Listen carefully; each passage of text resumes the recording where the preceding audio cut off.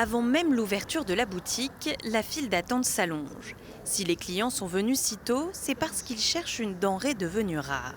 Je fais la queue pour acheter de l'élastique, pour faire des masques pour ma famille, des amis qui m'ont demandé de faire ça pour eux. Pour faire mes masques, j'ai des chutes de tissu, mais il me manque toujours l'élément élastique.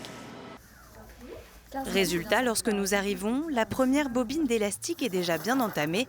300 mètres en à peine une demi-heure. Je pense qu'on sera en rupture, vous voyez, on a commencé la bobine tout à l'heure et je pense qu'on sera très vite en rupture. Ouais. On en recevra d'autres dans la semaine, logiquement. Un peu plus loin, dans cette petite mercerie, les clients rentrent au compte-gouttes et de nouveaux gestes ont fait leur apparition. Je mets en place l'obligation du port du masque pour les personnes qui veulent rentrer. 2 personnes à la fois au grand maximum, à condition qu'elles se tiennent à distance. Et puis j'ai mis un flacon de gel hydroalcoolique à l'entrée, obligation d'en mettre sur les mains avant, sinon on ne rentre pas.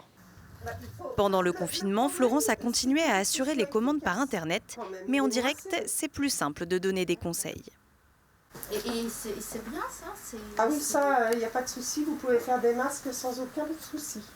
On ne peut pas faire un masque avec n'importe quoi, il faut vraiment que le tissage soit serré et puis que le tissu ne bouge pas au lavage.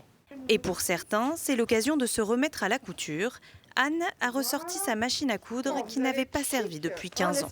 J'ai demandé à des copines couturières de m'aider et en fait une super solidarité s'est mise, elles m'ont expliqué comment faire et puis ça revient en fait, ça doit être comme le vélo finalement.